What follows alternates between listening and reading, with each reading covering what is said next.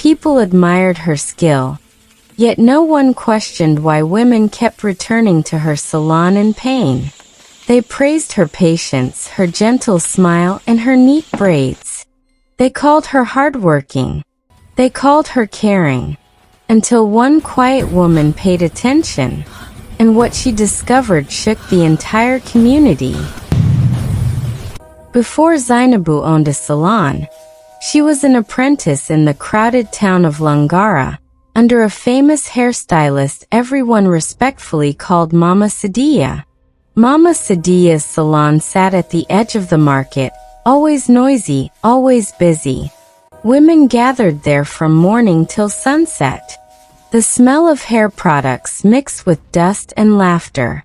To be accepted as an apprentice under Mama Sadia was considered a blessing. Zainabu was grateful when she was taken in. She stayed there for 4 long years.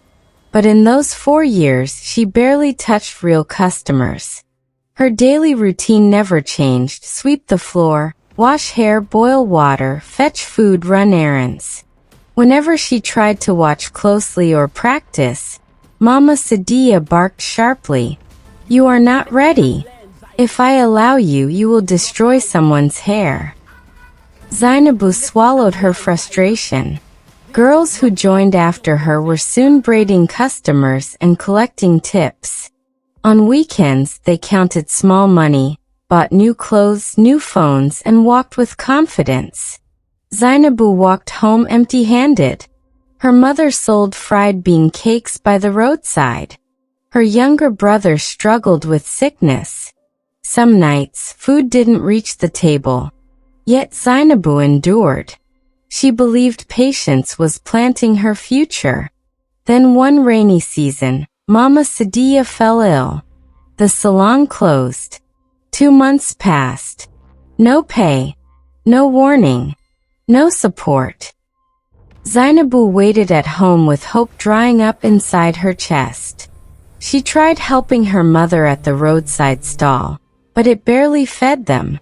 One evening, she sat outside their room, listening to frogs croak in the rain, tears rolling silently down her cheeks. Had she wasted her youth? Did Mama Sadia ever plan to release her? A neighbor who often watched her struggle said softly, "If you wait for someone to lift you, you may die sitting down.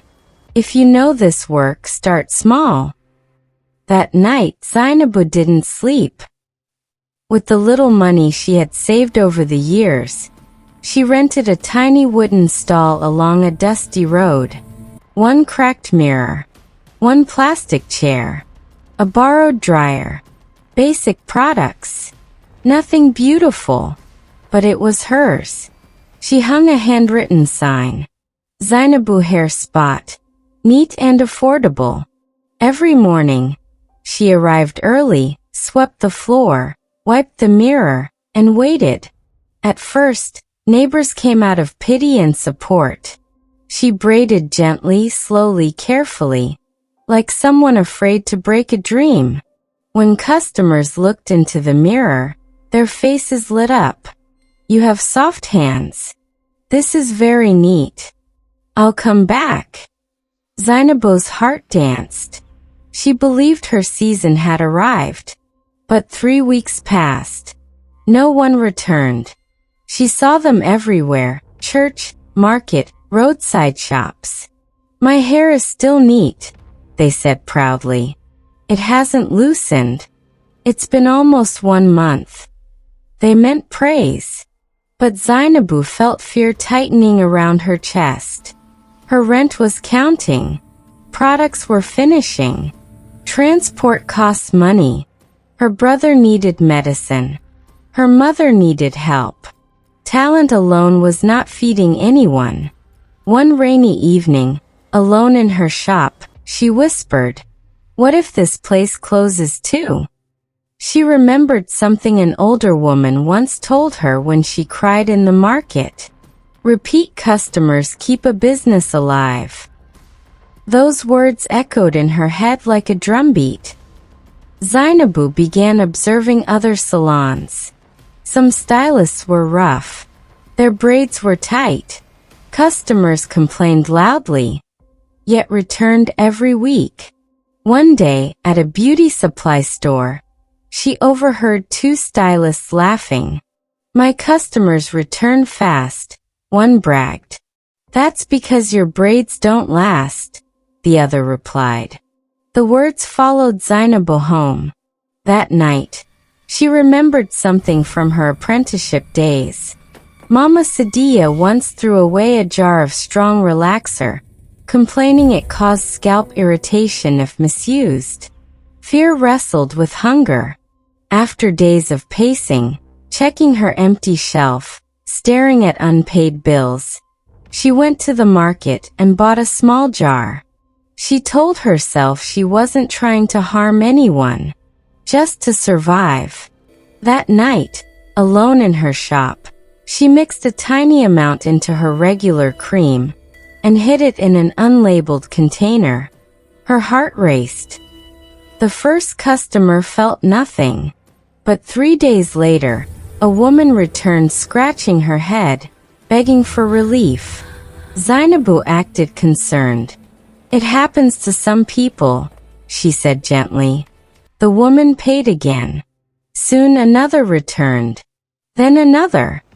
Within weeks, Zainabu's shop became busy. Women returned after days, sometimes hours. Scratching. Confused. Worried. Zainabu welcomed them calmly. "Sit down. I'll fix it." Money flowed. She upgraded her shop. New mirror, standing fan, better products. People called her the caring stylist. She sold itch relief oils. But comfort turned into confidence. Confidence into greed. She increased the mixture. Customers returned faster. Then came hair loss, red patches, pain. Still they trusted her. Until Amina came. Amina was quiet, observant. She didn't gossip. She watched hands, movements, patterns. She noticed Zainabu always reached for the same unlabeled container. When Zainabu lifted it again, Amina stood up. "Stop. What is inside that cream?" The salon froze. Questions erupted. At the station, Zainabu told everything. When the elderly woman who once spoke about repeat customers arrived, she said calmly, "I meant trust, not harm." Those words crushed Zainabu. She was later released through community intervention, but her name was damaged. She removed her signboard herself and sat on the dusty floor, staring at the mirror. After days of tears and prayer, she cleaned the shop, threw away every unlabeled container, and wrote a note. "No sorkuts," even if it takes time. When she reopened, most people passed by, until one woman entered and said, "Everyone deserves a second chance." Zainabu braided honestly, slowly, cleanly, with peace. Talent without patience becomes poison. Success built on pain will always collapse. Slow growth with honesty is better than fast progress with regret. That's the end of the story. Which moral lesson you learned in this story? Don't leave without subscribing and hitting the notification bell to get in touch whenever we upload another story.